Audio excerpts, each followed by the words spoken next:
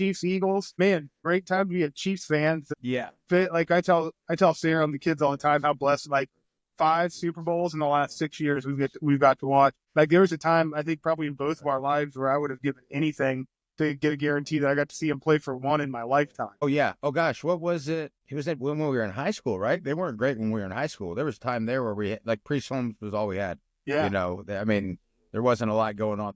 There's a lot of fair weather ones out there, but the true Chiefs fans deserve this. We hadn't had one since what, Super Bowl IV? Yeah, Super Bowl 3? IV, I think. Yeah. 4 we won and we lost. Yeah. Super Now Bowl. I think it was our junior year of high school, so it would have been like 2003. They started out, rattled off like 9, 10 in a row. They finished in like 13-3 with Trent Green and those guys, but then they got freaking blasted. That blasted. They lost to the Colts in the playoffs. The Colts didn't punt the whole game. Our defense was so bad. Our offense is pretty good. Our defense was so bad. Yes. Well, and, you know, another thing in our lifetime, the good old Royals, we made it. I was just happy with making it to the World Series that one year, but then we won one. So I'm like, we can call it good for the Royals there. But yeah, the Chiefs, the three-peat here, should already have the three-peat because we lost to the damn Buccaneers there. But and then the damn goals. Man.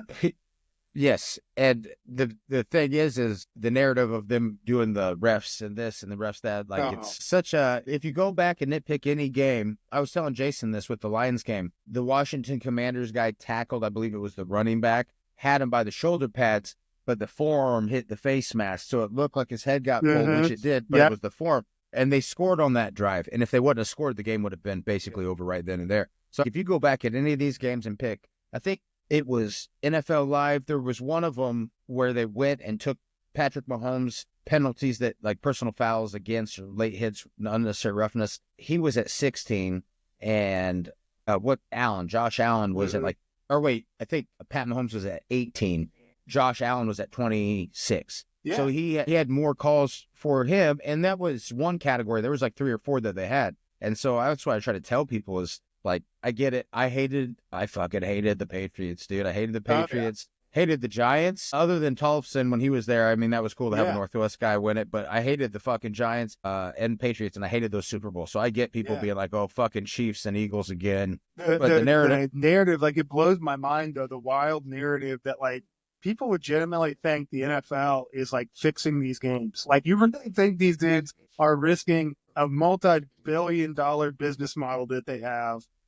It's not even that. So to see one person in a small market win multiple championships, like, it's the most absurd thing I've ever heard in my life. Yeah, well, and the other thing is when they're like, well, the Taylor Swift and the publicity they get from her, which I'm not going to disagree. They probably got higher numbers with women and things like that. But that puts a target on your back, homies. That don't fucking mean, oh yeah, because have you met these professional athletes? Listen to some of their podcasts. Listen to them talk.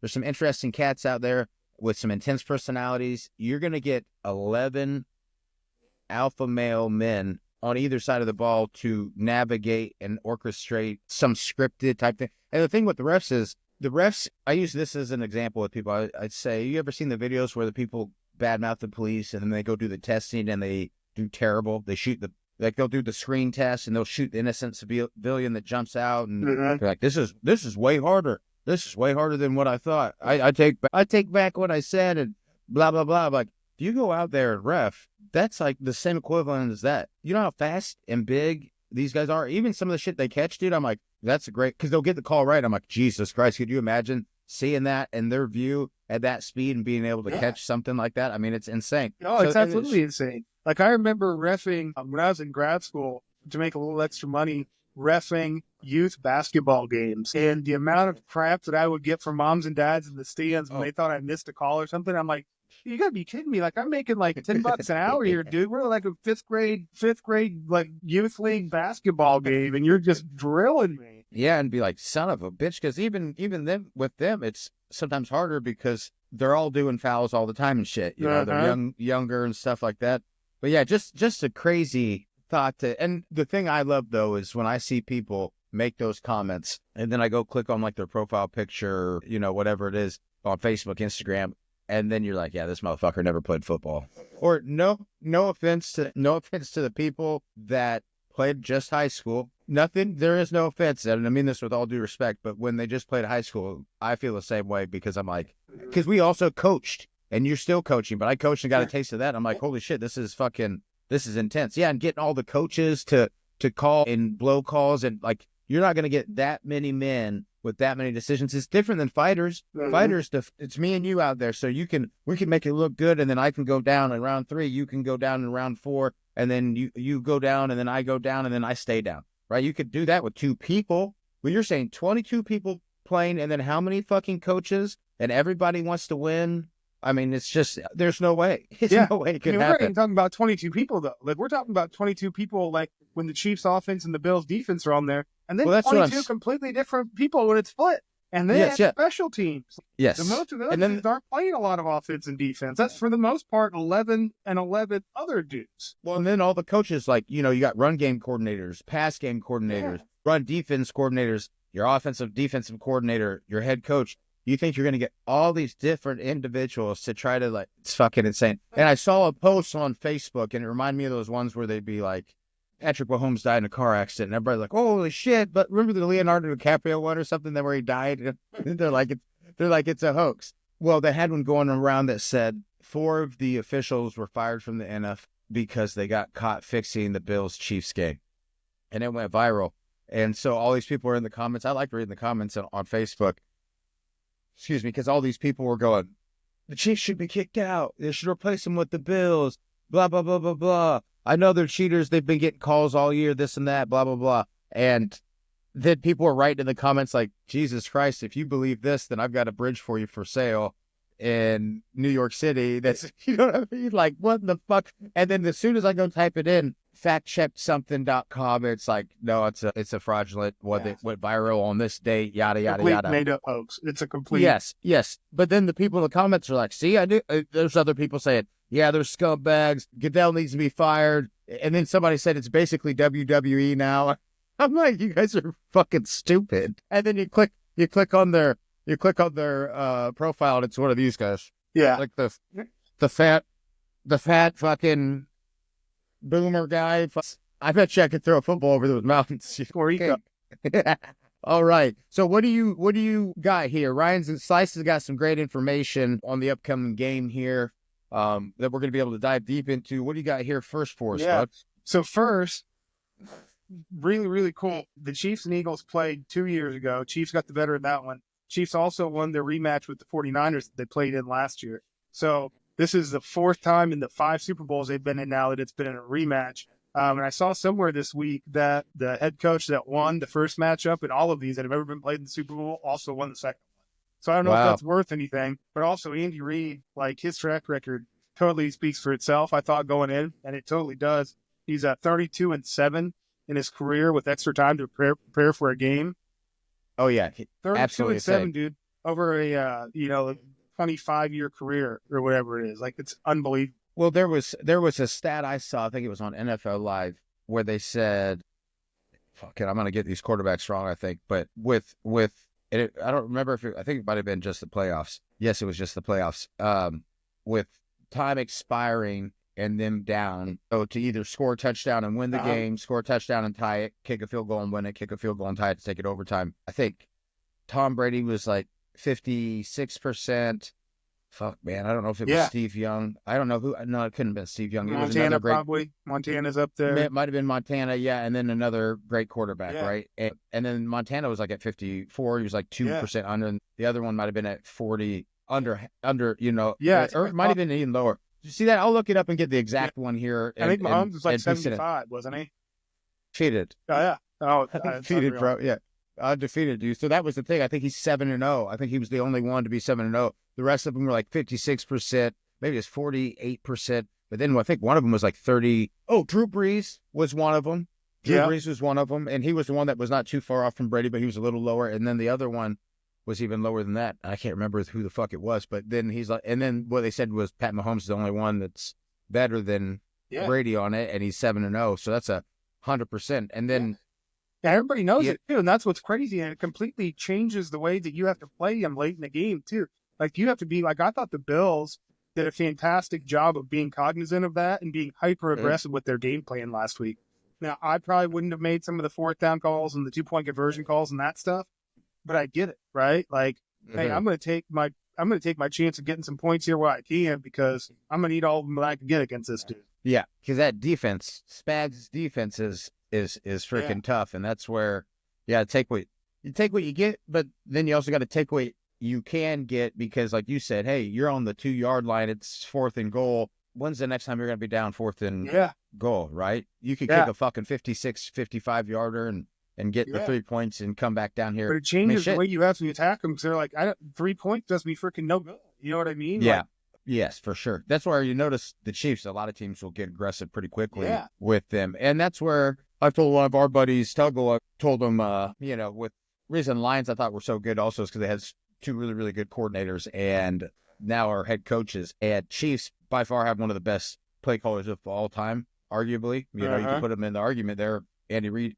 And then Spags is probably going to go down as one of the best defensive coordinators of at least this generation, maybe of all time. He'll be in the top list. And we were joking earlier saying, if you wanted to slow the Chiefs fucking run down, you fuckers, you should have went and hired Spags off of us. So then we had to get a new D coordinator. And then even if you didn't win, hey, you took a took a huge chunk out of us. Cause that's where I was telling Jason, I said, when we get to the playoffs, like you said, if we have time to prepare and things like that, it's even worse for the other team. Now, I think they've got a great defensive coordinator and offensive coordinator as well, and we're going to dive into them, both of them. But that's the thing is you give Andy Reid and you give Spags extra time, they're going to get so many extra wrinkles. They might pull up shit from 4 years ago. They're like, hey, because they have the core guys like, hey, remember when we did this? We're going to pull this in there. What if you saw that wasp route? We've got Xavier Worthy that can run things like that. He's a great receiver. So that's where I tell people, it's like the how good the coordinators are, the play callers are, is huge. But then the continuity over all this time is huge because now they have it's not like, that's a huge thing for the Chiefs. That's a benefit over the Philadelphia Eagles is you got a great Kellen Moore, great offensive coordinator, probably going to be the head coach of the Saints next year. You've got Vic Fangio, which is a great defensive coordinator. I mean, I put him right up there with Spags. He did great down there in Miami. But both of their first year or is it second year for Fangio or is it first year? No, this is his first year. He was in Miami last year. Okay, yeah. So first year for both of them. So now you say, okay, hey, we can talk and we can collaborate, but we're kind of going off of it, which this is still a lot of time, one season, a lot of time, but fucking Andy Reid and fucking Spags can go back to win. When did how long have they been together now? I think Spags came in. Didn't he come in the year they won their first one? Wasn't it 2020? So it had been the 2019 football season. I'm pretty sure. Yes. It was 6th season with the Chiefs as of 2024. Yeah. So that's that's when you have them together that long.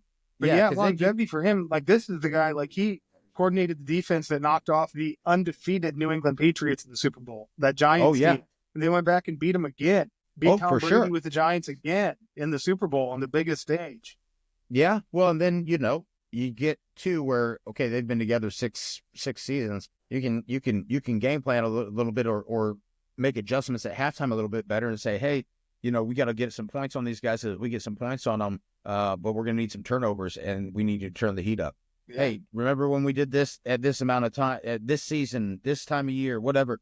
These guys have one fucking year. So they're going to be, good luck to you, Eagles, with the adjustments at halftime because you got great coaches, but I still, even if Spags wasn't on the Chiefs, I still think he's my favorite coordinator in the NFL. And then Andy Reid as a play caller, I mean, there's nobody better than him. So no, I will say Spags has got his freaking hands full this week, man, because freaking Saquon Barkley, the guy, the playoffs, the teams have been loading the box against him, and so it's been a little more inconsistent, right? Because you're loading the box down, so you're not going to be able to rip off consistently those 5-7 yards chunks, but they're still hitting the home runs, man. And I think that's what you have to look to limit. Like, I don't think you can stop it right now. Like, Saquon's going to get hits. He's going to get his 80 or 100 yards. Hopefully not much more than that.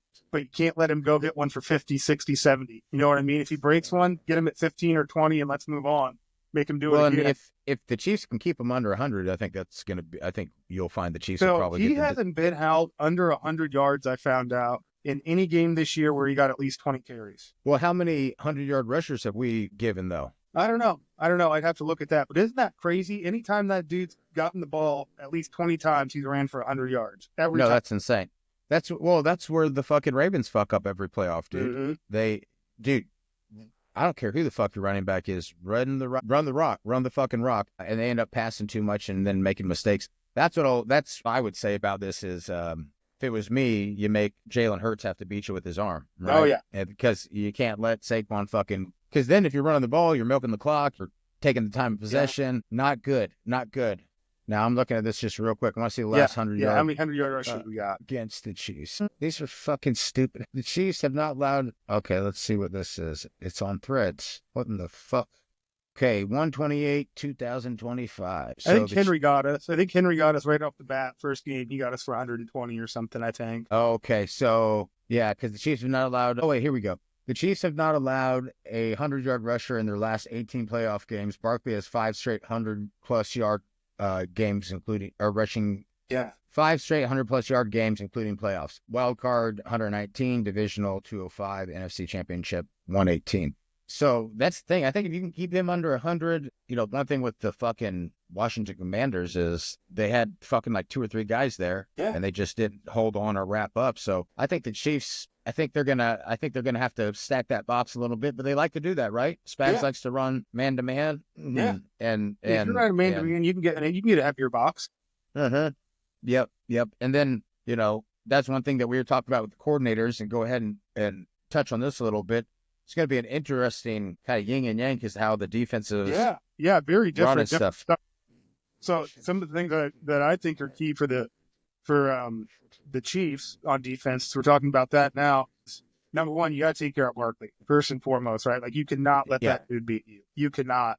The Eagles do a lot of double tight end stuff, a lot of tight end wing, tight end and a tight end detached, a lot of movement, split zone type stuff.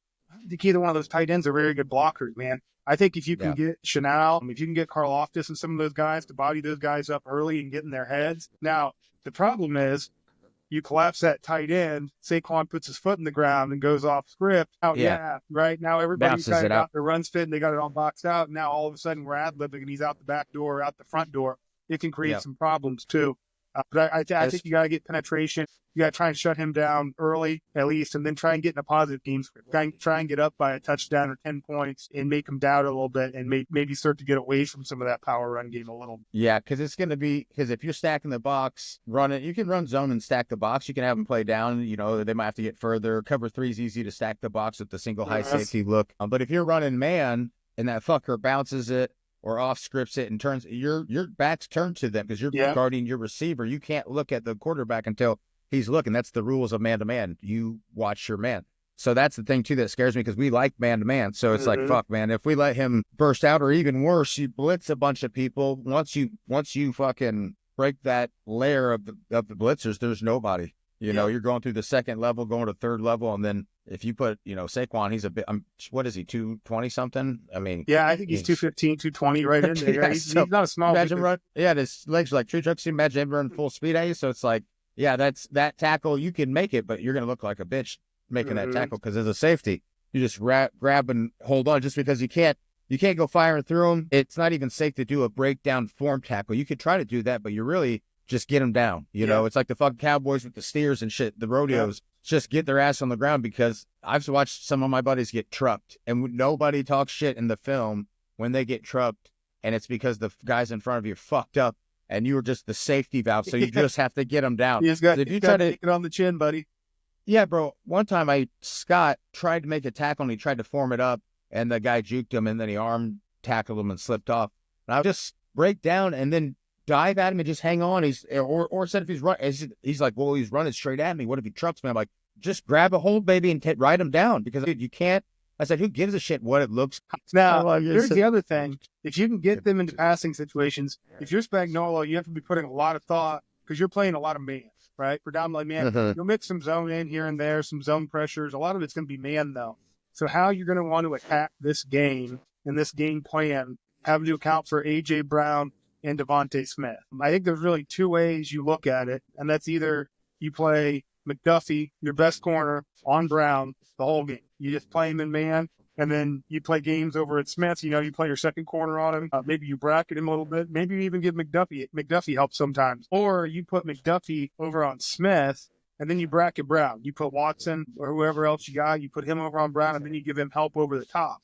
But again, when you're bracketing somebody like that in man-to-man coverage, that's taking your safety because now he's got eyes on that receiver, right? So Well, it's the really, great thing really with hard for him to be attached to that run fit now. yeah, but the great thing is if you it's going to be up to the safety's discretion here. So as a safety, what you can do is you can go down there and, like you said, there's going to be plays where if it's passing downs, then yeah, you're locking eyes, right? But if you think it might be a run, you get personnel or formation that's a heavier run. If it's man to man out there, then you can kind of be eyes late, right? Mm-hmm. I mean, not late. You might have to Right. look. You might try look and get out. a run. You're right. You might try and get a run pass read first. Yes. Yeah. Or even you could look out there and see what happens. Because if you look out there and see that the receiver gave up outside, right? Then you'd be like, okay, hey, I might have to actually bail on this run a little bit and just get some steps and then look back and just be late to the run. Mm-hmm. And that's what'll be interesting is to see, because it'll probably be a combination of everything you said, right? It'll be a little bit of this and, I'm and sure a he's little got bit of multiple different ways to try to attack. Like everybody's got a punch and then 2 or 3 counter punches off of it, right? Whether it doesn't work or you want to give him a different look or whatever. And it's kind of like, hey, let's throw this shit against the wall and see which one sticks. So if you end up seeing McDuffie's just shutting down A.J. Brown, and then obviously, I mean, one thing you could do with Devonta Smith is could rough him up on the line as a little guy, and then have that safety put over your hands top. on him. Ooh, he has trouble. He would have trouble with good press, and I think Watson is long and fast enough to do that, and he's a good corner. So I think it'll be. That's what I tell people is like looking at the chess match within the game is a fun thing to do because that's what wins and loses the game. Like if you make the wrong call there, or you don't get out of something quick enough, or I wouldn't be surprised to see Spags do some, not necessarily run less man, but he's definitely going to be using spies for that quarterback. And then we're also probably going to end up seeing, which is hard, dude, because like you said, runs penetration kills the run, but you can't overrun, right? You can't over penetrate. So sometimes penetrating while kind of steering your guy and then getting off and everything, they're going to have to slow down their pass rush as well. Because if you just penetrate with Hurts, he's just going to take off every fucking time. He's probably a better runner than he really is thrower this season. Yeah. So that's the thing is like, hey, he's going to have some where he probably goes and gets them and has everybody going. He's going to have some where he might have you see it all the time with some of the D tackles. They'll sit back. You don't see it with Jones, but you'll see it with the other guys. They'll sit back, hold it, and then the quarterback starts scrambling because Jones is getting on him, and then those guys disengage and get the sack. Yeah. So it'll be a real cool, interesting thing to see kind of how because he's a mastermind. So yeah, it's gonna be a great back and forth. It really is. Man, I just hope they can get Saquon boxed up. If they can get him boxed up, it's going to open up a whole box of things. And here's the other thing. Spags has had 2 weeks to prepare, too, right? It's the last game of the season. Like, this guy's got a whole bag of tricks, and he's ready to just empty. You know what I mean? And the thing I love is he's going to wait till the right moment, too, to fire his shots. He's going to have some cool stuff, like that pressure. Like, it takes some stone to call a freaking corner blitz on 4th and 5 for the game. Yeah, but the thing is, too, is when you look at where he called it from, like, that's where, with Spagnolia, dude, I would have when we play video games, bro, if you ever get on the hash, you better be looking out for that corner blitz sometime, because I'm bringing that bitch. Because I tell people, I'm like, well, you don't understand. I love Coach Moots breaking the field down. We had to memorize the dimensions of, like, the hash is this far from the sideline, the numbers and hash are this far. And I was like, this is stupid. Why the fuck do we have to know this shit? But he made us know that stuff. That helped for this right here because then you learn like, okay, hey, if you're cover 3 on the open side, right, then, hey, this is where you need to split the receivers. If there's 2 goes, this is the weak spot of the coverage. And then obviously when you have the ball in the hash and you have a boundary corner, it's a shorter route, right? You don't really ever want to blitz from not the boundary with a corner. No. He's too far out. Yeah. So what you want to do is so like when they were on the boundary and he ran it, I'm like, bro, you should have known that was maybe coming. Like, because he likes to bring his DBs. I think he's the highest blitzing coordinator of DBs this season. Yeah. No, he likes to bring it. Yeah, it's something crazy. And I think they were saying tendency-wise is normally he liked to show one side. Like he was showing boundary pressure. He was showing it hard. But Allen slid the protection over to the field.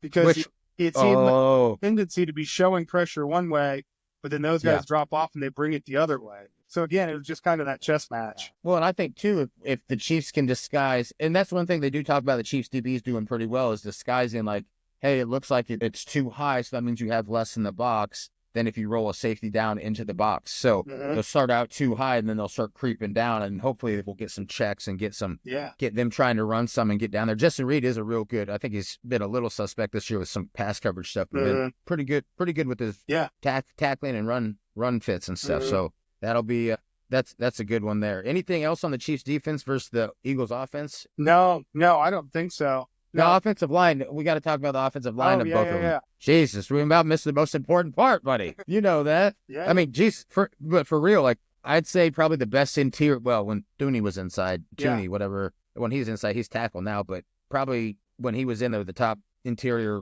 offensive line in the NFL. And then, I mean, Eagles' whole O-line is probably, I mean, what I would argue is the best. They're really good. One of the most talented. I don't know about how their production. They're a little banged up. Their two tackles are great. Their right tackles. They are banged up, dude. Their guards are all banged up. There's center and guard. Now I forget exactly what it is, but I think there's it's like a knee. It's like a knee with one of them. Guard that was playing hurt, or maybe he was out, and then the center went down, and then the guard had to slide over to center. Two of their linemen are banged up bad. Yes. Because they slid the one guard over, and then he ended up getting hurt too. Yeah. And they were walking around the sideline, and you can just tell when you watch the big guys walk, where it's like they're not coming back in this game. They can't even walk. You know, us smaller guys sometimes we can hobble around a little bit, but when you see like they can't even put any weight down, you're like they're not going to hold that big. And then plus another body that big running at you, it's never going to fucking happen. Well, Jalen Carter being sick, man. That could be. I mean, now somebody might have a voodoo doll if we're getting that lucky with him being sick and these offensive linemen being hurt. Script, right? Yeah. See these fucking people. I'd like to punch people that said that shit. Well, yeah, dude. Their offensive line is good. Our offensive line is good. Them being banged up, us having to bump our left guard out to left tackle, and then our right tackle's a fucking moron. I mean, the guy just an idiot. I mean.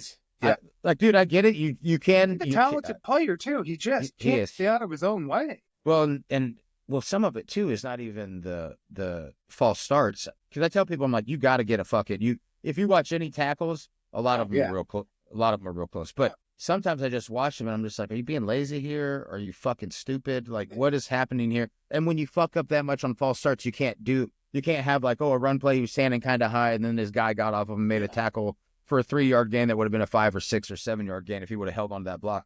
And then obviously you watch him, and then we paid him a lot, like 80 something fucking million, and then the fuckers leading the league in penalties. But that will be interesting against their defensive line, which is stacked. Yeah. So can you run us through some of the Eagles defense, Chiefs offense here, brother? Yeah. So Eagles defense. So Vic Fangio, their defensive coordinator, like we said, fantastic defensive coordinator. But he's got a history here with the Chiefs, and going back and looking at it, getting ready to talk about it. He's never beaten Patrick Mahomes. He was the head coach. Really? He hasn't. He was the head coach in Denver. He never beat Patrick Mahomes. And then he got fired. And then he was a consultant with the Eagles. We beat him in the Super Bowl 2 years ago. Then he was with the Dolphins and beat them in the playoffs last year. Yeah, I think he's like 0-6 as a head coach and defensive coordinator. He hasn't gotten to beat him yet. But he has a fantastic job. And he was one of the first ones to really get in just a too-high shell and just sit and just keep a roof on everything and just make Patrick Mahomes throw it 6, 7, 8 yards. You got to do it 10 times if you want to get your points. He was one of the first ones to really make him sit there, and if he wants to beat you, he's going to have to take what's there. We're not going to give him the home run balls. We're not going to give him the deep shit. Everybody's going to sit back. He's going to throw it short. We're going to rep and make the tackle and play the next play. It was hugely successful. He probably would have beat it. Like the Denver Broncos had some really, really good defensive games, defensive game plans against the Chiefs when he was the head coach. And I think that's why he was so sought after as a defensive coordinator when he got let go, is because he really had some really, really solid plans against this Chiefs offense. Yeah, well, and he likes to have 4 good rushers coming in. Usually he's more of a zone guy, the man-to-man guy. Not that he won't, and it's not that he won't blitz and stuff, but he likes to. I think from what I remember hearing from the other analysts, like on the shows and stuff, was that he's still aggressive, but he'll then a lot of times, because I remember him being aggressive at his other teams that he was a coordinator for and stuff, but not like Spags. Spags is ultra aggressive, but he has the people, and a lot of times I think he's gotten the roster to do that, to where he's got. I mean, fuck, dude, if you have no offense against the Chiefs, but we've got Jones, Karlaftis, that one guy from K-State's not really panned out. Imagine if it did pan out. You probably could do just more of the 4 linemen doing rushing and getting off of it, doing schemes with the defensive line. That's what the Eagles will do a lot. They'll scheme the defensive linemen, twist them, all this different stuff, and that's where they're great line games. They're great with line games. Yep. But yeah, that's where it's going to get interesting, though. So he was the defensive coordinator in Miami last year, and he brought heat last year when we played. Yes. When Miami came to Kansas City, it was like negative 20 degrees out, and he like broke the mold. Like that's not who he really is, not really his plan. He came after him. Now, they didn't have a whole lot of success with it. They didn't get a whole lot of backing from their offense either. But it'll be interesting to see how he approaches this game. And he does play a lot more zone, but it's a lot more of matchup zone, a lot more of the type of if-then stuff. Like if I'm man up on number 2 unless he goes out. I'm man up on number 3 unless he goes vertical. Those types you get that? Where it kind of turns into a man coverage really, really quickly depending on your rules. And you get that a lot in cover 4. So cover 4, like what we would do. Big cover 4.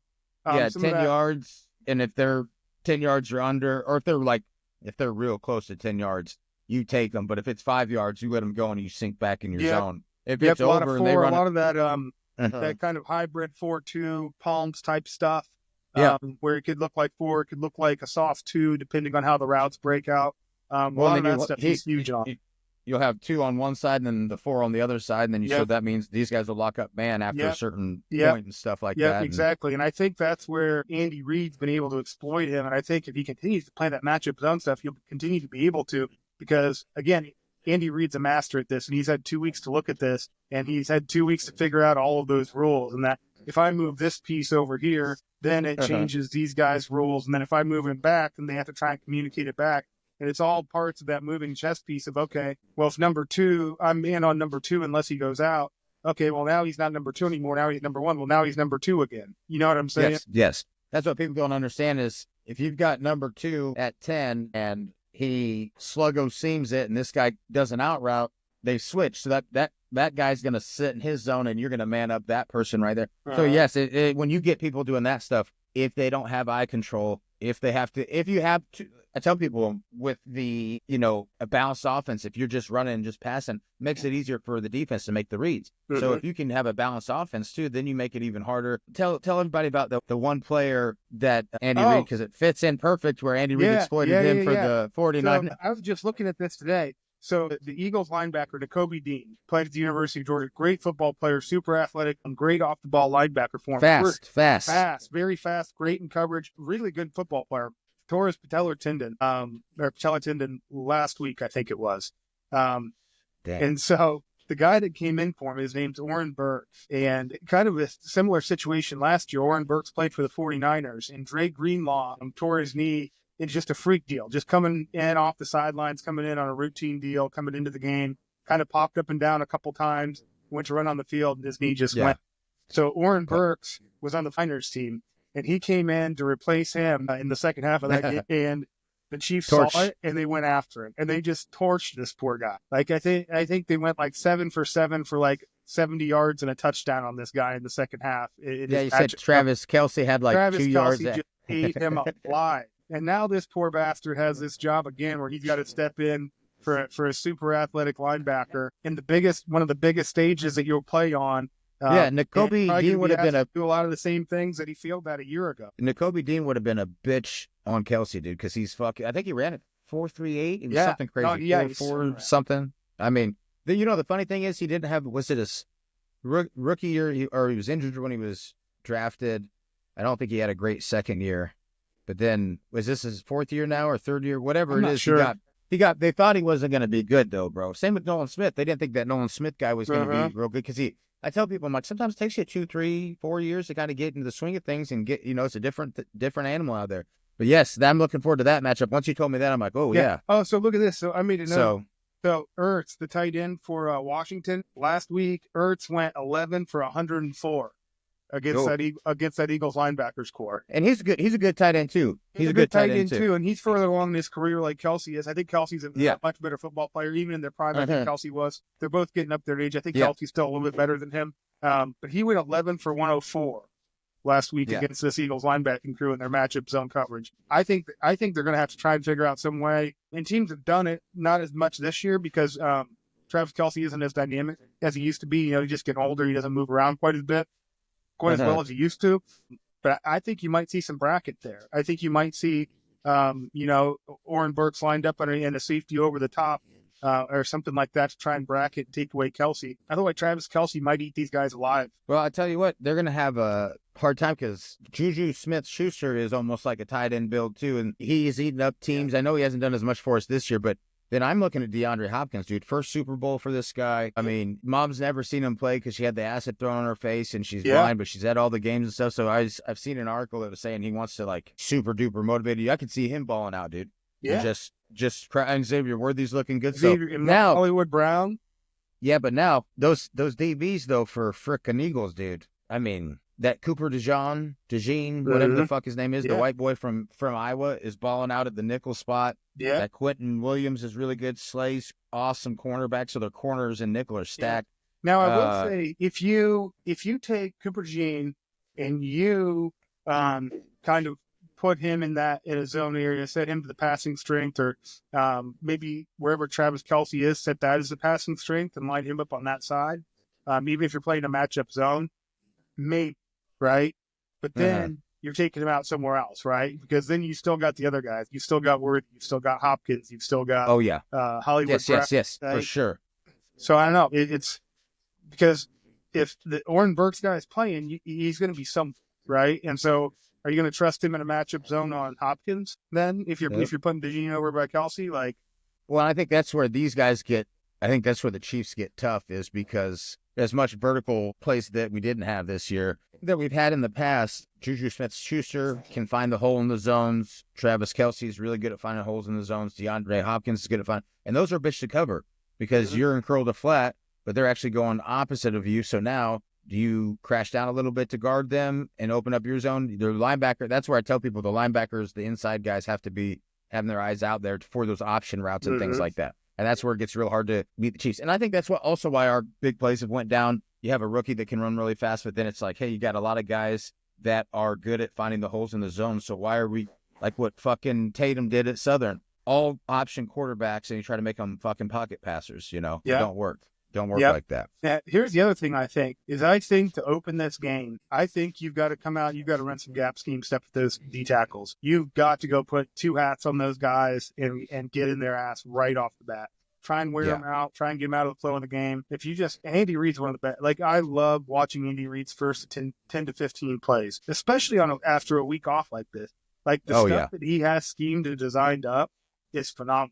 It's just otherworldly how great he is at dialing things in, just in that chess mat and that back and forth and just moving people around, seeing what they get. And it's fun to watch. But if I was him, I would make sure we're focused on some gap scheme stuff early in the game to go get those Tooney and Taylor, the tackles, Trey Smith, the guard, Caliendo, Humphrey, get 2-on-1. Get two of those guys going and teeing off on those guys right now and take the wind out of their sails a little bit because their emotions are going to be high, and you don't want those two big interior guys to get some momentum going and get some confidence going. No, and I'll tell you what, I don't even know the best way to put it, but the door opened.